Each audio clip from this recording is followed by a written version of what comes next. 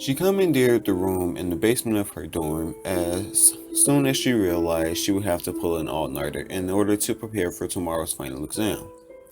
Her roommate, Jenna, liked to go to bed early, so she packed up everything she thought that she would need and went downstairs to study, and study, and study some more. It was 2 o'clock when she realized that she left one of her textbooks upstairs on her bed.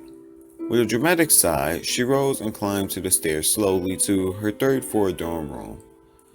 The lights were dim in the long hallway, and the old boards creaked under her weary tread. She reached her room and turned the handle as softly as she could, pushing the door open just enough to slip inside, so that the hall lights wouldn't wake her roommate. The room was filled with a strange metallic smell. She frowned a bit, her arms breaking out in the chills. There was a strange feeling of malice in the room, as if a malevolent gaze were fixed upon her. It was a mind trick. The all-nighter was catching up on her. She could hear Jenna breathing on the far side of the room, a heavy sound, almost as if she had been running. Jenna must have picked up a cold during the last tense week before finals.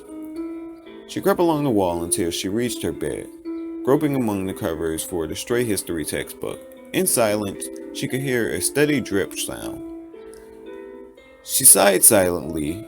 Faculties would have to come to fix the sink in the bathroom again. Her fingers closed on the textbook. She picked it up softly and withdrew from her room as silently as she could. Relieved to be out of the room, she hurried back downstairs, collapsed into the overstuffed chair, and studied until 6 o'clock. She finally decided that enough was enough.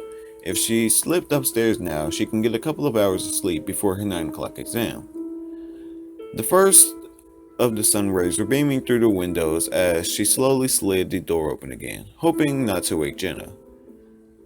Her nose was met by an earthy metallic smell a second before her eyes registered the scene in her dorm room. Jenna was spread-eagled on top of her bed against the far wall, her throat cut from ear to ear, and her nightdress was stained with blood.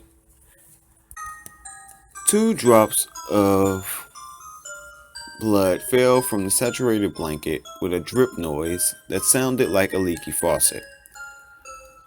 Scream after scream poured from her mouth, but she couldn't stop herself any more than she could cease wringing her hands. All along the hallway, doors slammed and footsteps came running down the passage. Within moments, other students had gathered in her doorway. One of her friends gripped her arm with a shaking hand and pointed with a trembling finger toward the wall. Her eyes widened in shock at what she saw.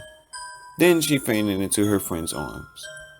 On the wall above her bed, written in her roommate's blood, were the words, "Aren't you glad you didn't turn on the light?"